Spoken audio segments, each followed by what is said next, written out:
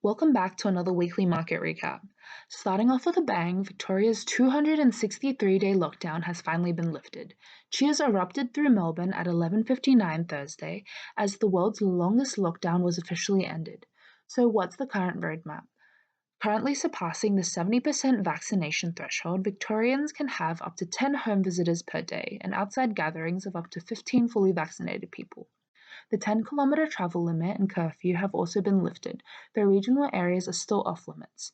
Shops are now allowed indoor service again, though with a 20-people capacity, and schools will slowly be returning to in-person learning.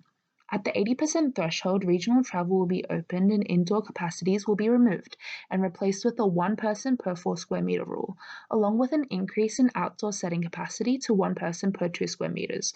That's with a 500-person capacity, and universities and other adult learning services will be able to go in person again. At 90%, all capacity and density limits will be lifted. Good times ahead for Victorians. Enjoy the freedom. Speaking of freedom, Qantas has brought forward its flight restart date to November the 1st, with plans for a nationwide restart on December the 21st. Lining up at the gates, airlines are preparing to restart flights, with Qantas taking off the second Australia opens international borders on November the 1st.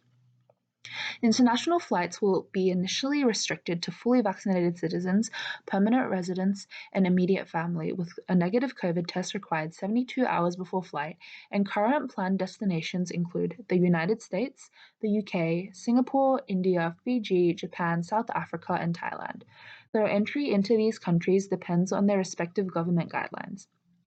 While international travel is on the brain, let's fly over to China and follow up on Evergrande. In case you somehow missed out, Evergrande, one of China's largest property development companies, is on the verge of bankruptcy. This has several major issues, from impact on credit in the banking system if Evergrande's $400 billion debt is defaulted, to the 40 million subcontractor jobs that will be lost and the 1 million deposits currently held by Evergrande that will vanish. All this will have a definite impact on the entire Chinese economy and, in conjunction, the global economy. And the worst part is that this crisis seems to be spreading. The property sector accounts for a very large portion of China's economy. However, Evergrande's debt crisis has led to numerous other property companies defaulting. Currently, Evergrande has, by the skin of its teeth, managed to avoid bankruptcy for now, by paying back an owed $100 million to its bondholders just days before the October 23rd deadline. While Evergrande continues to balance on their debt tightrope, the Chinese government continues to maintain its stance on not providing aid, with Liu Zhonglu, a senior official from China's Banking and Insurance Regulatory Commission, commenting that individual enterprise will not have a major impact on the reputation of the entire industry.